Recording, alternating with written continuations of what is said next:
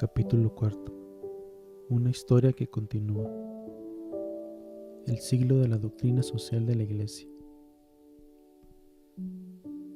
La aceleración de las transformaciones tecnológicas y sociales de los últimos 2 siglos, llena de trágicas contradicciones, no solo ha sido sufrida, sino también afrontada y pensada por los pobres. Los movimientos de trabajadores, de mujeres y de jóvenes, así como la lucha contra la discriminación racial, han dado lugar a una nueva conciencia de la dignidad de los marginados. También el aporte de la doctrina social de la Iglesia tiene en sí esta raíz popular que no se debe olvidar. Sería inimaginable su relectura de la revelación cristiana en las modernas circunstancias sociales, laborales, económicas y culturales, sin los laicos cristianos lidiando con los desafíos de su tiempo. A su lado trabajaron religiosas y religiosos, testigos de una iglesia en salida de los caminos ya recorridos. El cambio de época que estamos afrontando hace hoy aún más necesaria la continua interacción entre los bautizados y el magisterio, entre los ciudadanos y los expertos, entre el pueblo y las instituciones. En particular, se reconoce nuevamente que la realidad se ve mejor desde los márgenes y que los pobres son sujetos de una inteligencia específica indispensable para la Iglesia y la humanidad. El magisterio de los últimos 150 años ofrece una auténtica fuente de enseñanzas referidas a los pobres. De ese modo, los obispos de Roma se han hecho voz de nuevas conciencias, tomadas en consideración para el discernimiento eclesial. Por ejemplo, en la carta encíclica Rerum Novarum, León XIII afrontó la cuestión del trabajo, poniendo al descubierto la situación intolerable de muchos obreros de la industria, proponiendo la instauración de un orden social justo. Otros pontífices también se han expresado en esta misma línea. Con la encíclica Mater et Magistra, San Juan XXIII se hizo promotor de una justicia de dimensiones mundiales. Los países ricos no podían permanecer indiferentes ante los países oprimidos por el hambre y la miseria, sino que estaban llamados a socorrerlos generosamente con todos sus recursos. El Concilio Vaticano II representa una etapa fundamental en el discernimiento eclesial en relación a los pobres a la luz de la revelación. Si bien en los documentos preparatorios este tema fue marginal, desde el radiomensaje del 11 de septiembre de 1962 a un mes de la apertura del concilio, San Juan XXIII centró la atención sobre el mismo con palabras inolvidables. La Iglesia se presenta como es y como quiere ser, como Iglesia de todos, en particular como la Iglesia de los pobres. Fue pues el gran trabajo de obispos, teólogos y expertos preocupados por la renovación de la Iglesia con el apoyo del mismo San Juan XXIII lo que reorientó el concilio. Es fundamental la naturaleza cristocéntrica, es decir, doctrinal y no solo social, de tal fermento. Numerosos padres conciliares, en efecto, favorecieron la consolidación de la conciencia bien expresada por el cardenal Lercaro en su memorable intervención del 6 de diciembre de 1962, de que el misterio de Cristo en la Iglesia es siempre, pero sobre todo hoy, el misterio de Cristo en los pobres, y de que no se trata de un tema más, sino que en cierto sentido es el único tema de todo el Vaticano II. El arzobispo de Bolonia, preparando el texto de esta intervención, anotaba: esta es la hora de los pobres, de los millones de pobres que están en toda la tierra. Esta es la hora del misterio de la Iglesia, Madre de los pobres. Esta es la hora del misterio de Cristo, sobre todo en el pobre.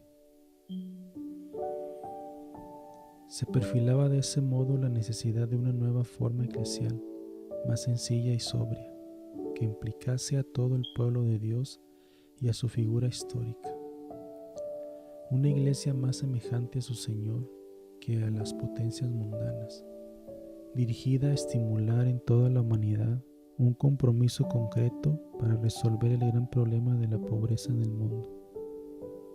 San Pablo VI, con ocasión de la apertura de la segunda sesión del concilio, retomó el tema planteado por su predecesor respecto a la Iglesia que mira con particular interés a los pobres, a los necesitados, a los afligidos, a los hambrientos, a los enfermos, a los encarcelados, es decir, mira a toda la humanidad que sufre y que llora.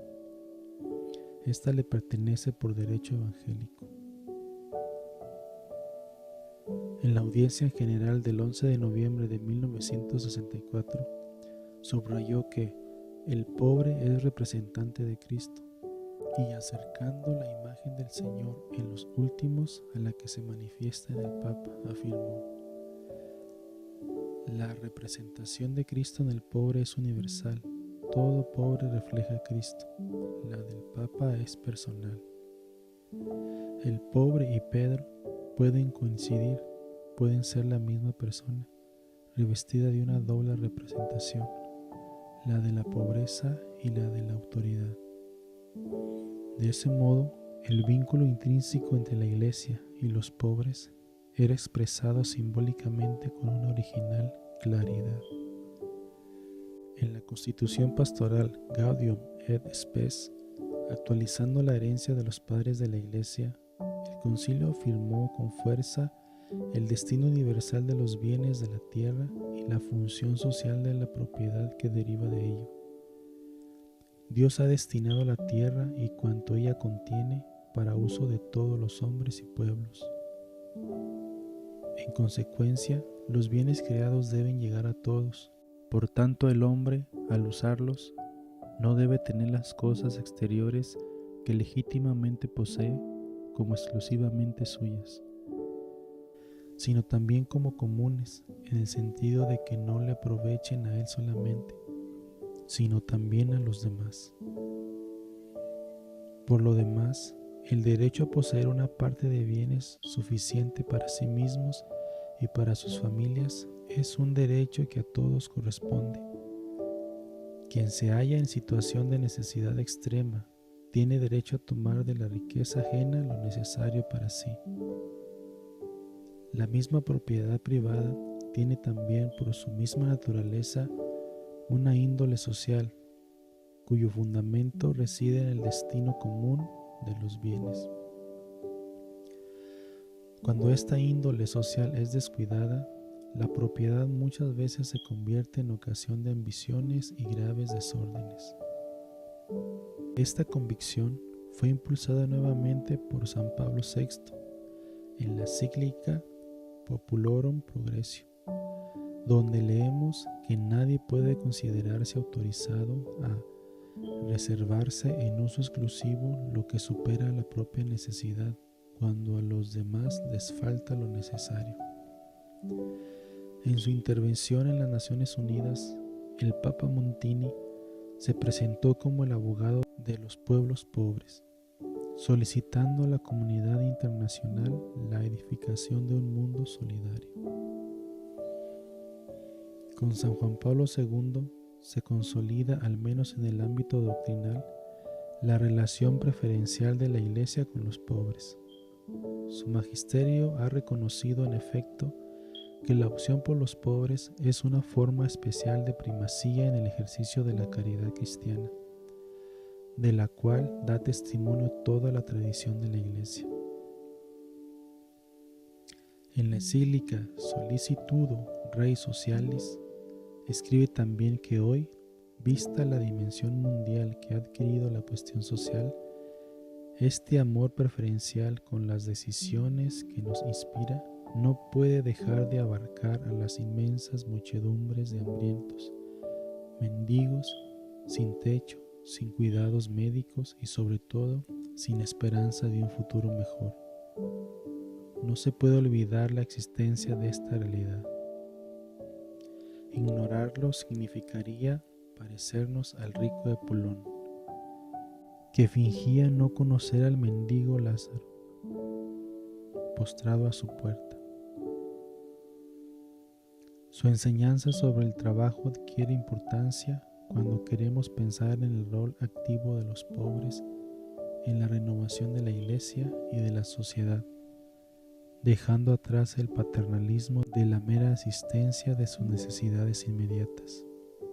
En la encíclica Laborem Exercens afirma que el trabajo humano es una clave, quizá la clave esencial de toda la cuestión social. Frente a las múltiples crisis que han caracterizado el comienzo del tercer milenio, la lectura de Benedicto XVI se hace más marcadamente política. Así, en la encíclica Caritas in Veritate afirma que se ama al prójimo tanto más eficazmente cuanto más se trabaja por un bien común que responda también a sus necesidades reales.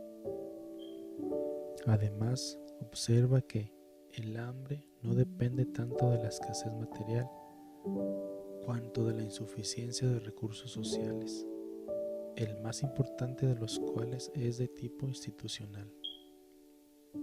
Es decir, falta un sistema de instituciones económicas capaces tanto de asegurar que se tenga acceso al agua y a la comida de manera regular y adecuada desde el punto de vista nutricional, como de afrontar las exigencias relacionadas con las necesidades primarias y con las emergencias de crisis alimentarias reales, provocadas por causas naturales o por la irresponsabilidad política nacional e internacional.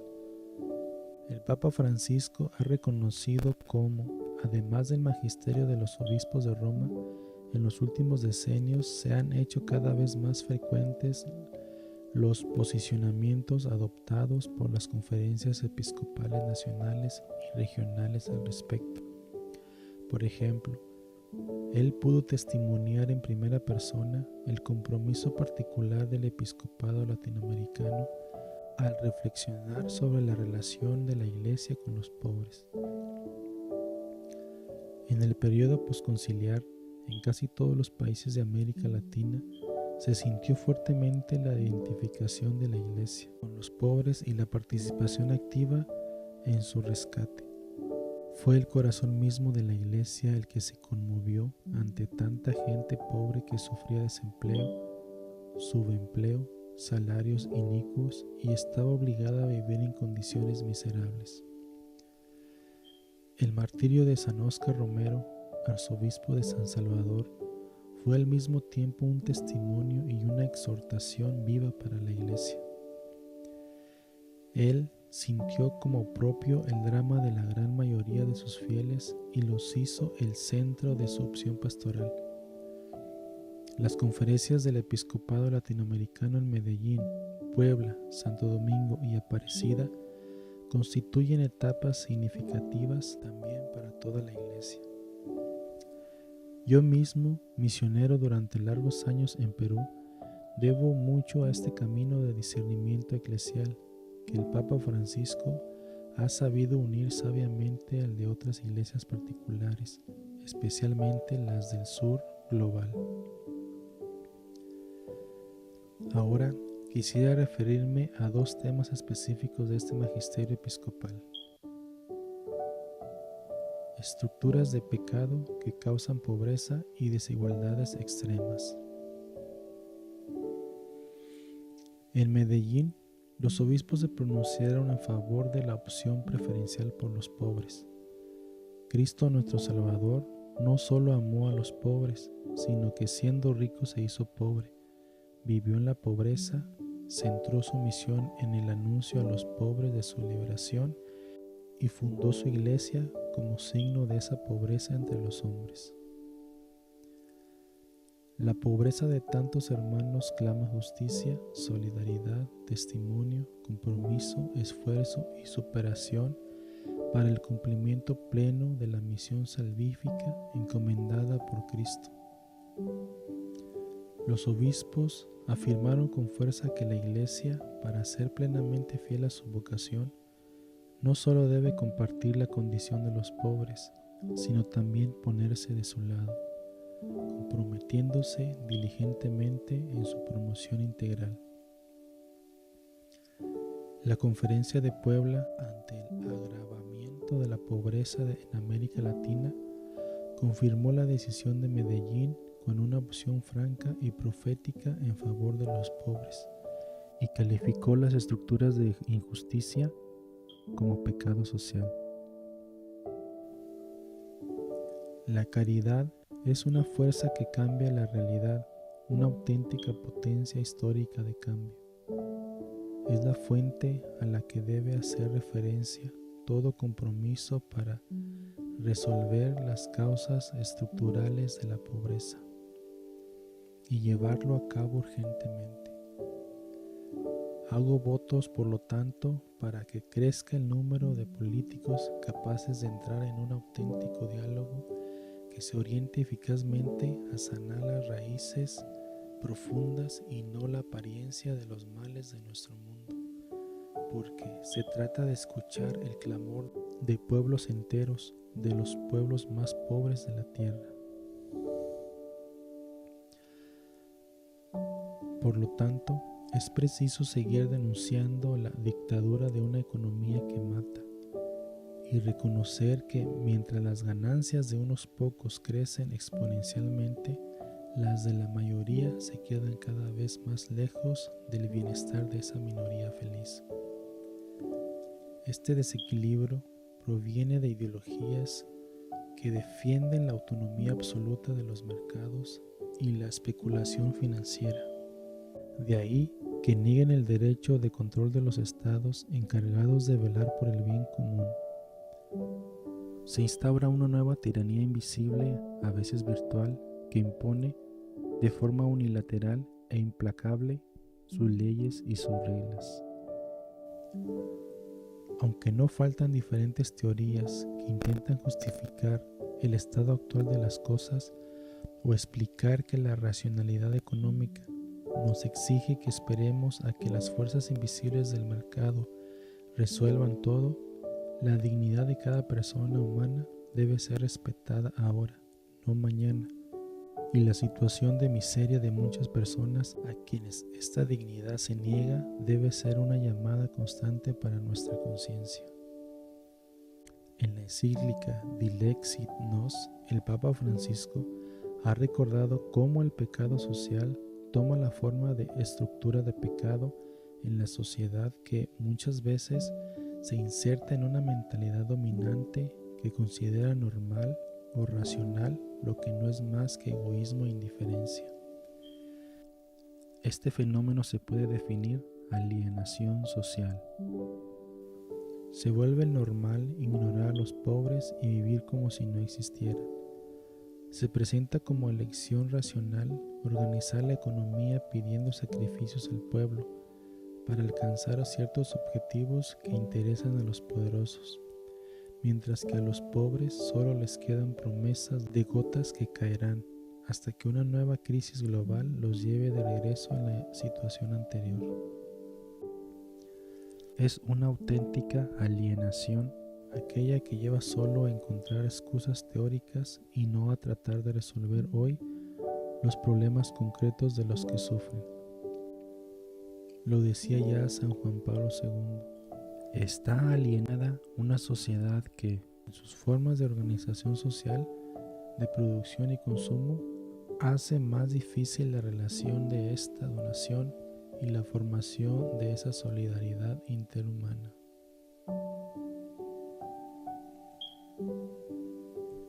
Debemos comprometernos cada vez más para resolver las causas estructurales de la pobreza. Es una urgencia que no puede esperar, no solo por una exigencia pragmática de obtener resultados y de ordenar la sociedad, sino para sanar de una enfermedad que la vuelve frágil e indigna y que solo podrá llevarla a nuevas crisis. Los planes asistenciales que atienden ciertas urgencias solo deberían pensarse como respuestas pasajeras. La falta de equidad es raíz de los males sociales. En efecto, muchas veces se percibe que, de hecho, los derechos humanos no son iguales para todos.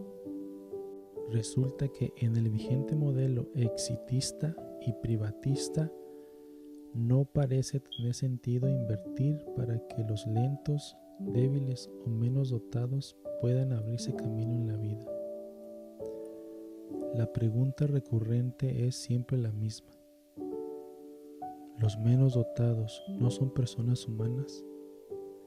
¿Los débiles no tienen nuestra misma dignidad? ¿Los que nacieron con menos posibilidades valen menos como seres humanos y solo deben limitarse a sobrevivir? De nuestra respuesta a estos interrogantes depende el valor de nuestras sociedades y también nuestro futuro. O reconquistamos nuestra dignidad moral y espiritual, o caemos como en un pozo de suciedad. Si no nos detenemos a tomar las cosas en serio, continuaremos así, de manera explícita o disimulada, legitimando el modelo distributivo actual, donde una minoría se cree con el derecho de consumir en una proporción que sería imposible generalizar, porque el planeta no podría ni siquiera contener los residuos de semejante consumo. Entre las cuestiones estructurales que no es posible imaginar que se resuelvan de lo alto y que requieren ser asumidas lo antes posible, está el tema de los lugares, los espacios, las casas y las ciudades donde los pobres viven y transitan. Lo sabemos, qué hermosas son las ciudades que superan la desconfianza enfermiza e integran a los diferentes y que hacen de esa integración un nuevo factor de desarrollo. Qué lindas son las ciudades que, aun en su diseño arquitectónico, están llenas de espacios que conectan, relacionan, favorecen el reconocimiento del otro. Al mismo tiempo, no podemos dejar de considerar los efectos de la degradación ambiental, del actual modelo de desarrollo y de la cultura del descarte en la vida de las personas. De hecho, el deterioro del ambiente y el de la sociedad afectan de un modo especial a los más débiles del planeta. Por consiguiente, es responsabilidad de todos los miembros del pueblo de Dios hacer oír de diferentes maneras una voz que despierte, que denuncie y que se exponga aún a costo de parecer estúpidos. Las estructuras de injusticia deben ser reconocidas y destruidas con la fuerza del bien, a través de un cambio de mentalidad, pero también con la ayuda de las ciencias y la técnica, mediante el desarrollo de políticas eficaces en la transformación de la sociedad. Siempre debe recordarse que la propuesta del Evangelio no es solo la de una relación individual e íntima con el Señor.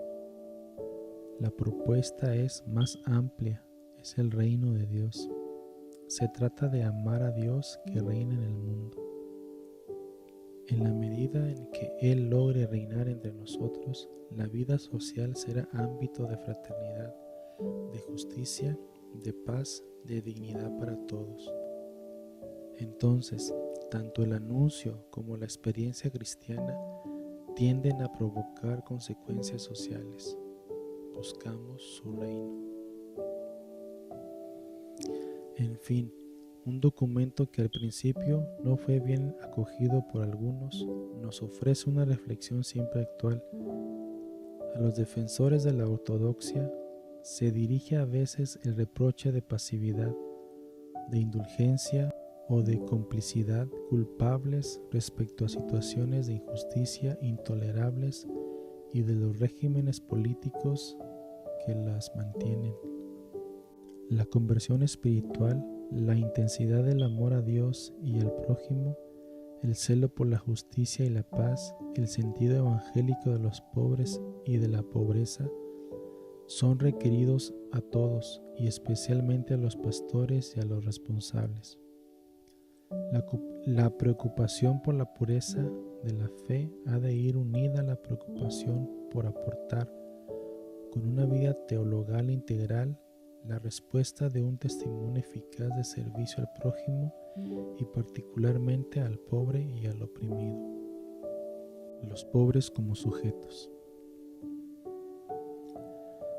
Un don fundamental para el camino de la Iglesia Universal está representado por el discernimiento de la Conferencia de Aparecida, donde los obispos latinoamericanos explicitaron que la opción preferencial de la Iglesia por los pobres está implícita en la fe cristológica en aquel Dios que se ha hecho pobre por nosotros para enriquecernos con su pobreza. En el documento se contextualiza la misión en la actual situación del mundo globalizado, con sus nuevos y dramáticos desequilibrios, y los obispos en el mensaje final escriben: las agudas diferencias entre ricos y pobres nos invitan a trabajar con mayor empeño en ser discípulos que saben compartir la mesa de la vida, mesa de todos los hijos e hijas del Padre, mesa abierta, incluyente, en la que no falte nadie. Por eso, reafirmamos nuestra opción preferencial y evangélica por los pobres. Al mismo tiempo, el documento, profundizando un tema ya presente en las conferencias precedentes del Episcopado de América Latina, insiste en la necesidad de considerar a las comunidades marginadas como sujetos capaces de crear su propia cultura, más que como objetos de beneficencia. Esto implica que dichas comunidades tienen el derecho de vivir el Evangelio, de celebrar y comunicar la fe según los valores presentes en su cultura. La experiencia de la pobreza les da la capacidad para reconocer aspectos de la realidad que otros no son capaces de ver, y por esta razón la sociedad necesita escucharlos. Lo mismo vale para la Iglesia, que debe valorizar positivamente la manera popular que ellos tienen de vivir la fe. Un hermoso texto del documento final de Aparecida nos ayuda a reflexionar sobre este punto para encontrar la actitud correcta. Solo la cercanía que nos hace amigos nos permite apreciar profundamente los valores de los pobres de hoy, sus legítimos anhelos y su modo propio de vivir la fe. Día a día, los pobres se hacen sujetos de la evangelización y de la promoción humana integral. Educan a sus hijos en la fe, viven una constante solidaridad entre parientes y vecinos, buscan constantemente a Dios y dan vida al peregrinar de la Iglesia. A la luz del Evangelio, reconocemos su inmensa dignidad y su valor sagrado a los ojos de Cristo, pobre como ellos y excluido entre ellos. Desde esta experiencia creyente, compartiremos con ellos la defensa de sus derechos. Todo esto comporta la presencia de un aspecto en la opción por los pobres que debemos recordar constantemente. Esta opción, en efecto, exige de nuestra parte una atención puesta en el otro. Esta atención amante es el inicio de una verdadera preocupación por su persona, a partir de la cual deseo buscar efectivamente su bien. Esto implica valorar al pobre en su bondad propia, con su forma de ser, con su cultura, con su modo de vivir la fe. El verdadero amor siempre es contemplativo, nos permite servir al otro no por necesidad o por vanidad, sino porque Él es bello, más allá de su apariencia. Solo desde esta cercanía real y cordial podemos acompañarlos adecuadamente en su camino de liberación. Por esta razón, dirijo un sincero agradecimiento a todos los que han escogido vivir entre los pobres, es decir, aquellos que no van a visitarlos de vez en cuando, sino que viven con ellos, y como ellos. Esta es una opción que debe encontrar lugar entre las formas más altas de vida evangélica.